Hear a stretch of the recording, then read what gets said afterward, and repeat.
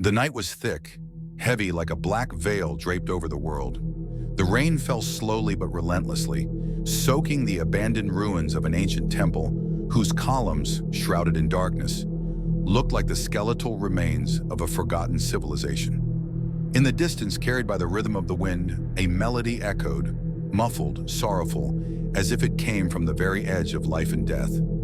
In a small village on the outskirts of Attica, people spoke of a poet who was once favored by the gods but was now cursed.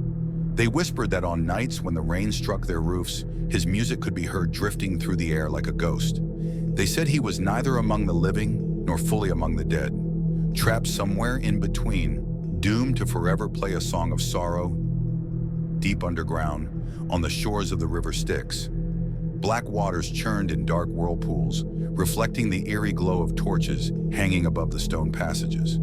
Faceless shadows glided through the gloom, making no sound, no whisper.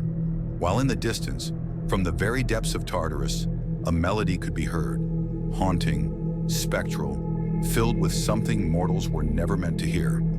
That night, while both gods and men slept, Orpheus stepped once more into the underworld. The last time he had been here, Eurydice had been taken from him by his own weakness. This time, he did not come to beg. He did not come to bargain. He came to reclaim what he had lost, not through forgiveness, but through vengeance. Deep in the heart of Tartarus, in chambers where no light had ever reached, bluish flames flickered along towering stone pillars. At their center, on a throne of black stone, sat the goddess whose three faces simultaneously beheld the past, present, and future. She was Hecate, mistress of magic and darkness, guardian of the gates between worlds.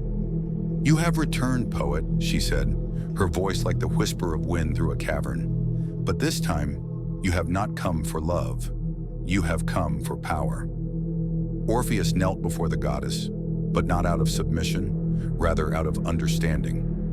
"My song is no longer a song of the gods. It is no longer a song of men.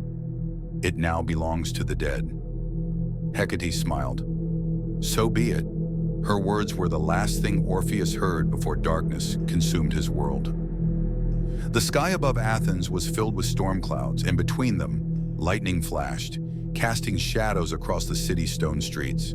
The rain poured endlessly, soaking the cobbled roads and smudging the ink on merchants' scrolls as they desperately tried to protect their goods from inevitable ruin. Amid the chaos, faintly, from atop a temple, music could be heard. People gathered in the darkness, drawn by an unknown force.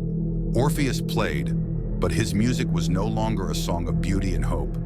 It was the song of the lost, the song of those who wandered between worlds, searching for a way back home.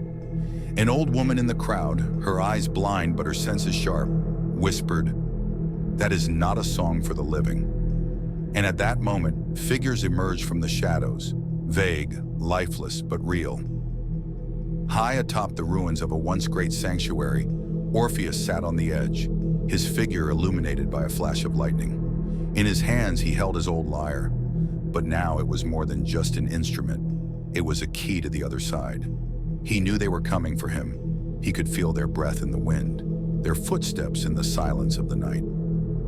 When the servants of Hecate emerged from the darkness, Orpheus did not resist. He simply played, letting his final song fill the world. In the villages below, people heard the notes, and in that moment, they all felt a chill. Not because they understood the song, but because they knew it was never meant for the living.